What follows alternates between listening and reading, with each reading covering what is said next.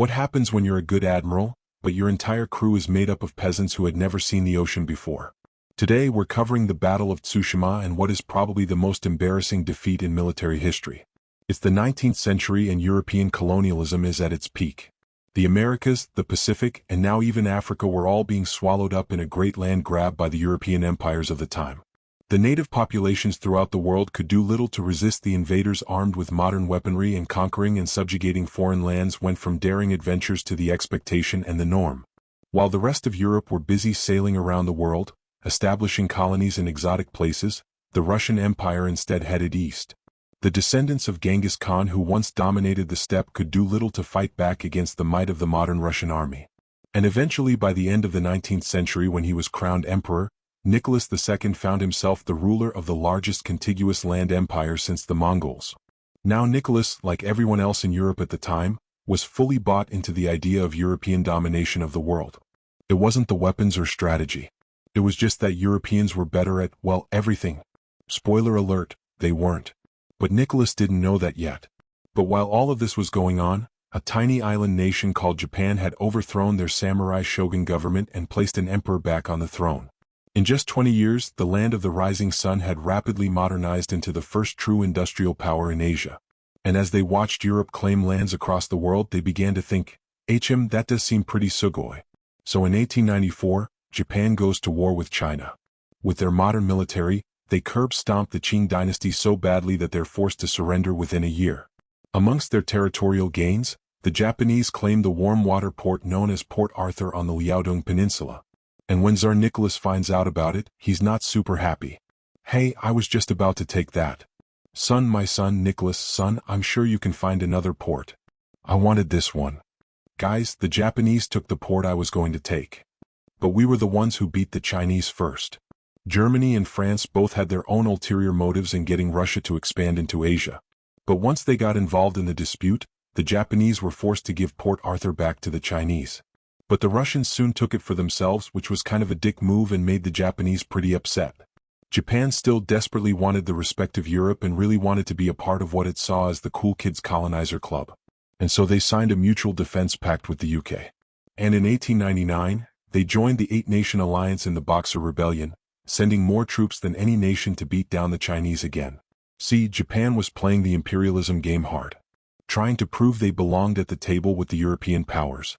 They'd modernized specifically to avoid being colonized themselves, and now they were colonizing others to show they were equals.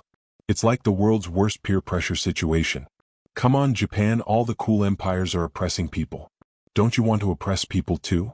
But Russia kept expanding into Manchuria and Korea, areas Japan considered their sphere of influence. Negotiations went nowhere because Russia refused to take Japan seriously as a threat. In their minds, this was a European empire versus an Asian nation. The outcome was predetermined. The racism wasn't subtle.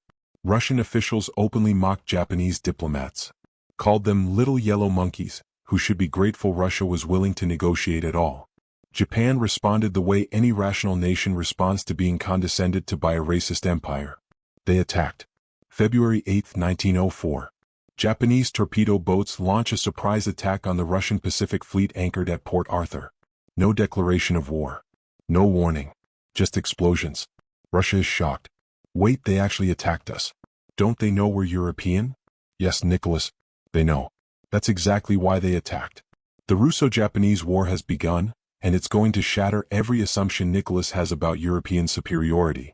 The Japanese army besieges Port Arthur while their navy bottles up the Russian Pacific Fleet.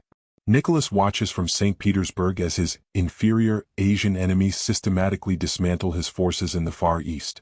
He needs to do something. Something big. Something that will remind everyone that Russia is a great power and Japan is just a temporary annoyance. So he orders the Baltic Fleet to sail around the world to relieve Port Arthur. Let's pause here and appreciate the insanity of this plan. The Baltic Fleet is stationed in the Baltic Sea.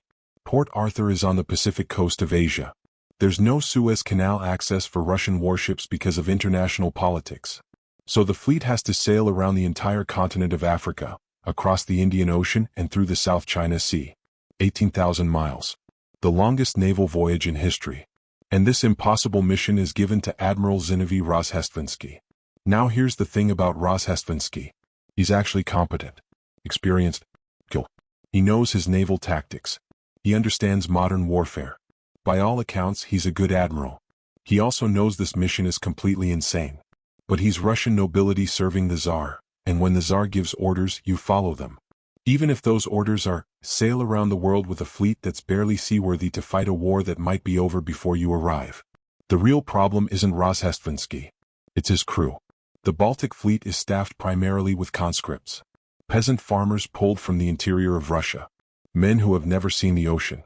Some of them don't even know what a ship is before they're assigned to one. To fill out the numbers, they recruit from prisons.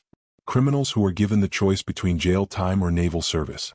Unsurprisingly, naval discipline suffers. The officers are mostly aristocrats who bought their commissions. They know theory but have never commanded in actual combat. And they treat the peasant sailors with the contempt typical of Russian-class divisions. So you've got a good admiral commanding a fleet of old ships crewed by inexperienced peasants and led by inexperienced officers on an 18,000-mile journey to fight a modern navy. What could go wrong? October 1904. The Baltic Fleet departs. Rozhestvensky stands on the bridge of his flagship and wonders if he'll survive this with his career intact. He won't. But his career is the least of his problems. The fleet makes it exactly to the North Sea before catastrophe strikes. It's night. The fleet is passing through the Dogger Bank fishing grounds. Rozhestvensky's crew is jumpy. There are rumors that Japanese torpedo boats are lurking in European waters, waiting to ambush them. This is paranoid nonsense. Japan's navy is on the other side of the planet. But the crew is inexperienced and terrified, so when they see boats in the darkness they panic and open fire on British fishing trawlers. The Hull fishing fleet is just minding its own business, catching fish in international waters, when Russian warships start shooting at them. With battleship guns. They kill British fishermen. Wound others. Sink boats. It takes minutes for Rozhestvensky to stop the firing. By then the damage is done. He's just attacked the ally of his ally. The British public is outraged. The international community is horrified. Russia becomes a global laughingstock. The mighty Russian navy, so powerful they can defeat unarmed fishermen. Britain almost declares war. Only diplomatic intervention prevents it. But now every major power knows the Baltic Fleet is a disaster waiting to happen. European nations refuse to let them use their ports. The fleet continues anyway. They stop in West Africa to resupply. The heat is unbearable for men from the Baltic region. Ships break down constantly. The crew gets tropical diseases. Morale collapses. And in a decision that makes perfect sense to absolutely nobody, Rozhestvensky brings along animals. Livestock. Pets. There are reports of officers keeping chickens and goats on warships. Because nothing helps naval efficiency like barnyard animals on your deck. The journey becomes surreal.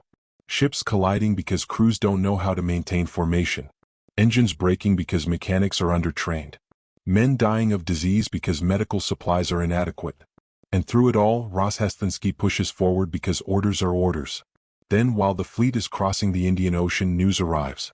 Port Arthur has fallen. The entire mission is now pointless. There's nothing to relieve. No fleet to rescue. The Pacific Squadron has been destroyed or captured. Any rational person would turn around. Go home. Admit the mission failed before it started. Nicholas orders them to continue to Vladivostok. Because pride matters more than the lives of thousands of sailors apparently. So Rozhestvensky sails on. 7 months. 18,000 miles. Through storms and breakdowns and disease and despair. His crew is exhausted.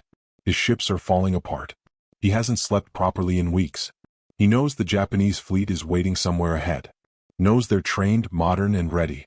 He's sailing towards certain defeat and he knows it. But orders are orders. May 1905. The Baltic Fleet approaches the Tsushima Strait between Korea and Japan. The only route to Vladivostok. And the perfect place for an ambush. Admiral Togo Hihikairo and the Japanese combined fleet are waiting. Let's talk about Togo for a moment. While Rozhestvensky has been sailing around the world with peasants, Togo has been drilling his crews relentlessly. His ships are modern. His sailors are trained. His officers are experienced from the war with China and the ongoing conflict with Russia. Togo is what Rozhestvensky would be if he had competent tools. May 27, 1905. The Battle of Tsushima begins. The Russian fleet is in a predictable line formation. Standard tactics. By the book. Exactly what a competent admiral would do with a crew that can barely follow complex orders. Togo does something ballsy. He executes a maneuver called crossing the T. His fleet turns perpendicular to the Russian line, putting his ships in position where every gun can fire on the leading Russian ships, but only the Russian front ships can shoot back. It's a textbook perfect naval maneuver. The kind that only works if your crew is disciplined enough to execute it under fire. Togo's crew is. The first salvo is devastating. Russian ships are hit immediately. The flagship takes multiple shells. Rozhestvensky is wounded by shrapnel. The bridge is destroyed. Command and control collapses. And the slaughter has only just begun. Japanese gunners are accurate, trained, efficient. They're hitting targets consistently at ranges where Russian gunners are just hoping to get lucky. Russian ships start sinking. Not in dramatic explosions, though there are some of those, but just from accumulated damage. Holes in the hull. Fires out of control. Systems failing. Some ships try to surrender. But surrender in a naval battle is complicated when you're being shelled from multiple directions and your communications are destroyed. And here's where the dark comedy meets brutal reality. Some Russian ships surrender because the crew is too seasick to fight. Months at sea, poor food, disease, they're not in any condition for battle. Japanese sailors board these ships and find crews that are basically dead on their feet. But thousands of Russian sailors don't get the chance to surrender. They're trapped in sinking ships, drowning in the cold waters of the Tsushima Strait. The lucky ones die quickly. Night falls. The battle should be over. But Togo sends in torpedo boats to hunt down survivors and fleeing ships. By the next morning it's complete. Russia has lost 21 ships. 4,380 dead. 5,917 captured. Japan has lost 3 torpedo boats. 117 dead. Read those numbers again.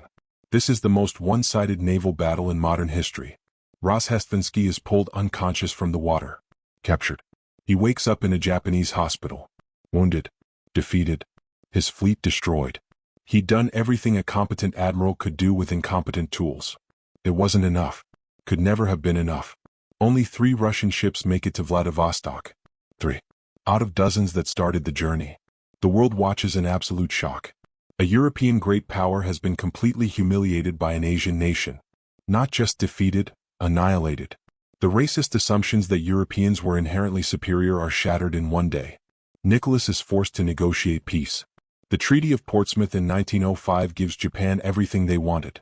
Russia is humiliated on the global stage. And the consequences ripple out in ways nobody expected. First, Russia. The defeat sparks the 1905 revolution. Nicholas almost loses his throne. The myth of Tsarist invincibility is broken. This is the preview for the 1917 revolution that actually ends the empire. Second, Japan. They've proven they can beat a European power. They gain international respect. But they also learned the wrong lesson, that imperialism works. That military expansion brings glory.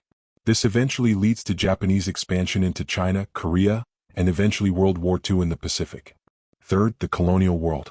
Subjects of European empires everywhere take note. If Japan can beat Russia, maybe Europeans aren't invincible.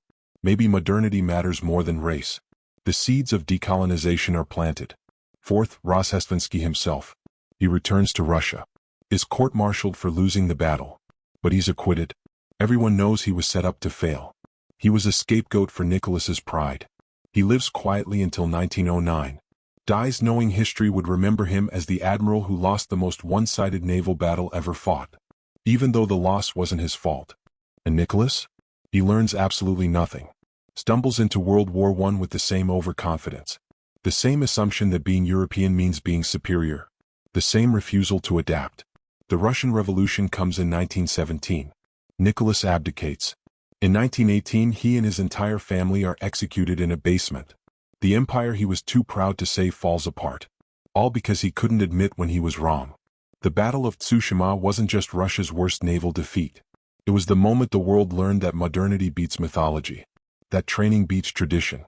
That an Asian power could completely destroy a European empire in open combat.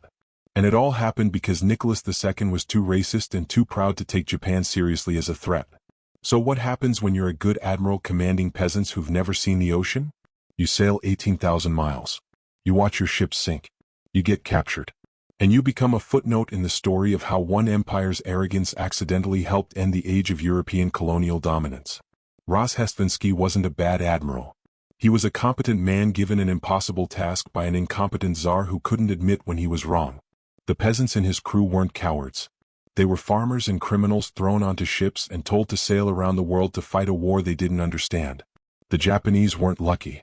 They were prepared, modern, disciplined. Everything Russia wasn't. And the whole disaster could have been prevented if Nicholas had just said, "You know what? Maybe we shouldn't send peasants in old ships around the world to fight the modernized Japanese Navy." But he didn't say that, because admitting that would mean admitting Japan, an Asian nation, was actually competent. And his racism wouldn't allow that thought. So thousands died. An empire was humiliated. And the 20th century got a preview of how the colonial age would end. Not with European dominance, but with European arrogance meeting reality and losing badly. Tsushima was supposed to be a sideshow, a minor naval battle in a regional war. Instead, it quietly reshaped the entire future. Pride, racism, arrogance. It'll get you every time. Especially when you send peasants who've never seen the ocean to fight an admiral who actually knows what he's doing.